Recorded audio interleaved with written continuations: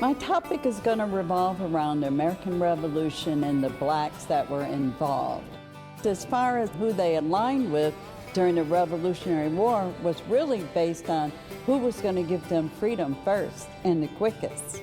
And so folks in Florida aligned with the British because that's who was here. Florida was part of a British colony, and they actually had split Florida in half.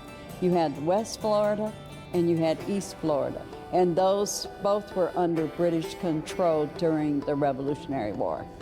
And then in the other colonies, they pretty much aligned on the American side or the continental side.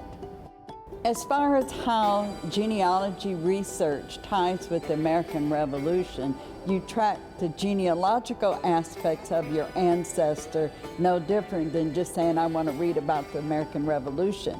I want to track to see if I had an ancestor that was involved. And so there are records, if that person maybe had a pension or something like that, that can add and help support a theory that you might have that they were involved.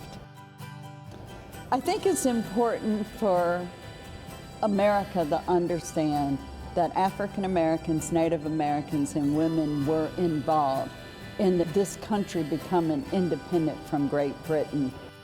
Being able to help people track that ancestry is definitely something that's meaningful and something that needs to happen just about in every family, because we all come from somewhere.